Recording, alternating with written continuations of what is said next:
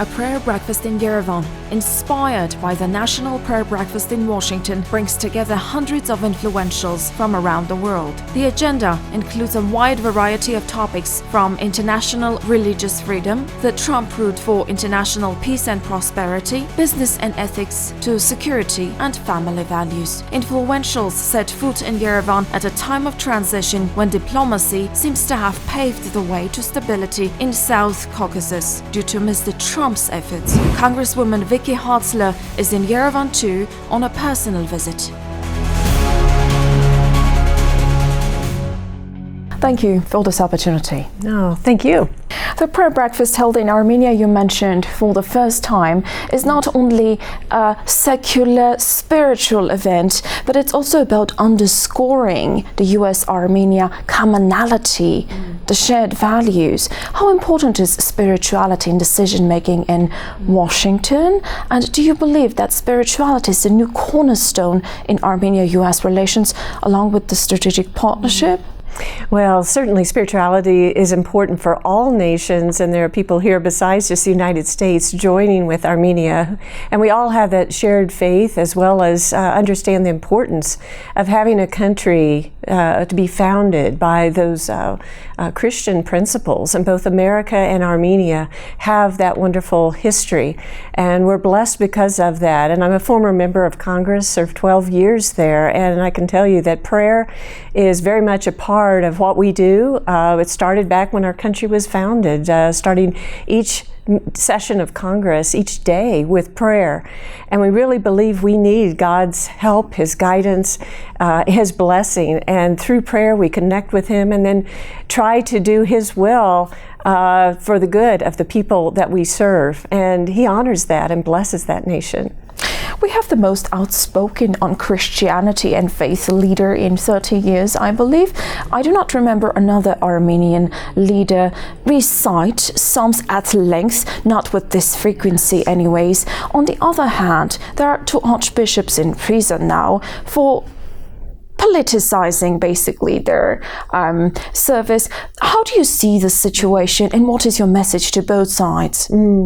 Well, it is very encouraging to hear your Prime Minister share openly about his faith and to recite scripture that clearly is the basis for his thinking and his leading, and that is very encouraging. And regarding the arrest, I don't know all the facts, but I am praying for truth to come out because we want to know really the situation here.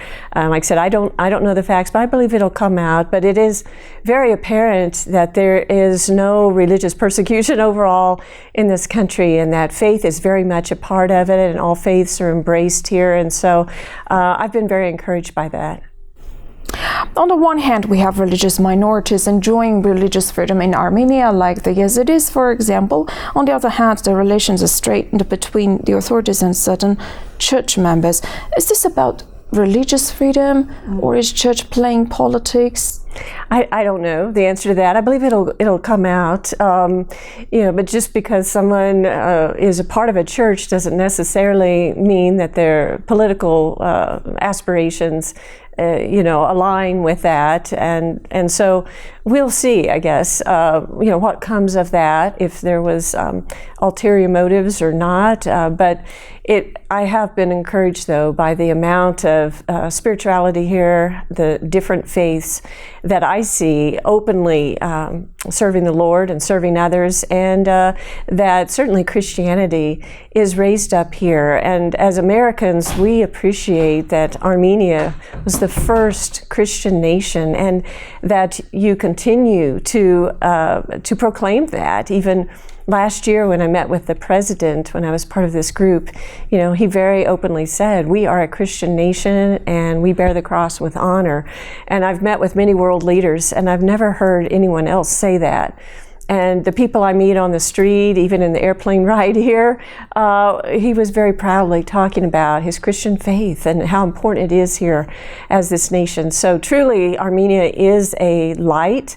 The Lord is using this nation as a light for not only the individuals here, but for the region. And this region needs God's light. And so I'm very encouraged by the adherence and to faith that continues here despite the trials that this nation has endured, to continue to carry that cross with honor. And I see it as an opportunity to help influence other nations around in this region and to really influence it for good. The prayer breakfast is held at a controversial time for Armenia. Clergy versus authorities, recent confrontation. The narrative that has quickly spilled over the borders of the country is that Christianity is persecuted by the first Christian nations, Armenia's government. An insider who keeps a finger on the pulse of local events knows this narrative does not hold water. The reality is that some of the high-standing clergy have tested political waters, allegedly violated the constitution, and have been treated as regular laymen by the law enforcement. The question is, should the law bend when it comes to the spiritual leaders of the nation? On the other hand, why are the authorities working overtime to purify clergy morals? Should they assume this function?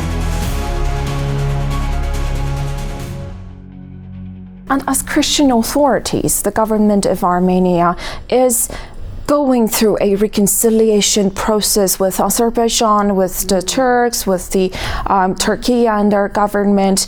A truly Christian act translated into political behavior. However, the process is not as smooth as we would like it to be, and of course we have the US's assistance in many ways. The trip is there. The Washington Aid Agreement was signed under Mr. Trump's auspices.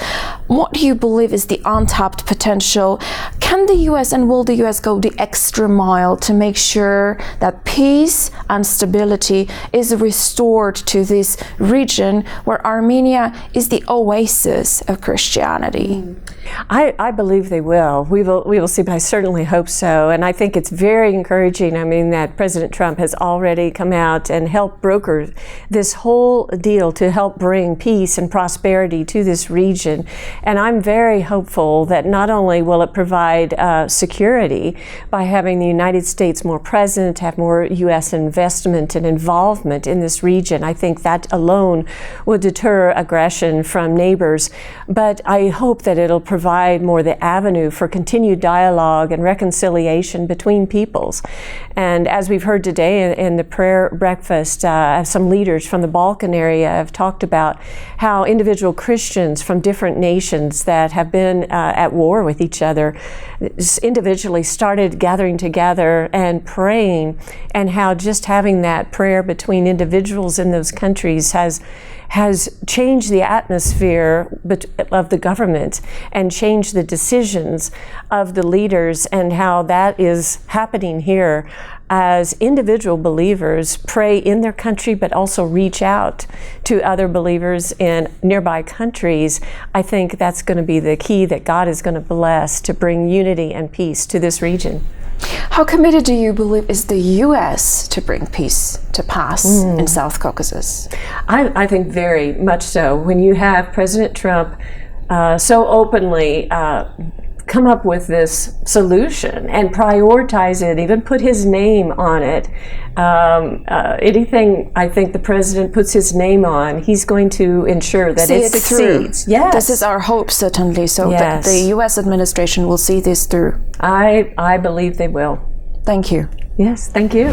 Reconciliation is behind this new practice, the prayer breakfast. In an obviously stabilizing South Caucasus, attracting ethical businesses' investment into the country is another priority. The trip is the first major step on a hopefully wider path. Will other big players follow the US president's example and invest in Armenia and its infrastructure?